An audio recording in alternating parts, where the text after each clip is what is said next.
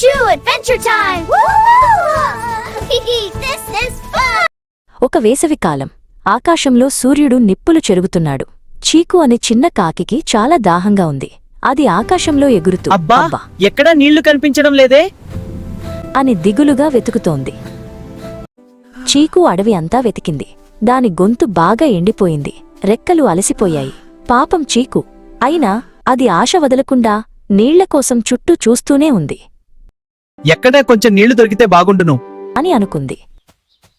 అప్పుడు దానికి ఒక తోటలో ఒక పెద్ద చెట్టు నీడన ఒక పాత మట్టి కుండ కనిపించింది. హమ్మయ్యా, అక్కడ ఒక కుండ ఉంది, అందులో ఖచ్చితంగా నీళ్లుంటాయి. చీకు మెల్లగా కుండ అంచుమీద వాలింది. అది ఎంతో ఆతృతగా కుండ లోపలికి తొంగి చూసింది. కుండ అడుగున కొంచెం నీళ్లు మెరుస్తూ కనిపించాయి. అది చూసి చీకుకి చాలా సంతోషం కలిగింది. చీకు తన ముక్కును కుండ లోపలికి చాచింది. కాని నీళ్లు చాలా కిందకు ఉన్నాయి. అది ఎంత ప్రయత్నించినా దాని ముక్కు నీళ్లకు అందలేదు. అయ్యో, నీళ్లు కనిపిస్తున్నాయి కాని తాగలేకపోతున్నానే అని అది బాధపడింది. చీకు నిరాశ చెందలేదు. అది కుండ పక్కనే నేలమీద కూర్చుని కొద్దిసేపు ఆలోచించింది. అప్పుడు దానికి కుండ పక్కనే నేలమీద పడి ఉన్న చిన్న చిన్న గులకరాళ్లు కనిపించాయి.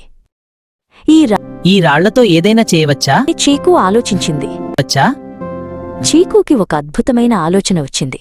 నేను ఈ రాళ్లను ఒక్కొక్కటిగా కుండలో వేస్తే అడుగున ఉన్న నీళ్లు పైకి వస్తాయి కదా అని తనలో తాను అనుకుని సంతోషంతో గెంతులేసింది. చీకు వెంటనే పని మొదలుపెట్టింది. అది ఒక్కో రాయిని తన ముక్కుతో పట్టుకుని కుండలో వేయడం మొదలుపెట్టింది. టప్ టప్ మంటూ రాళ్లు నీళ్లలో పడుతుంటే అది ఎంతో ఉత్సాహంగా పట్టుదలగా పనిచేసింది.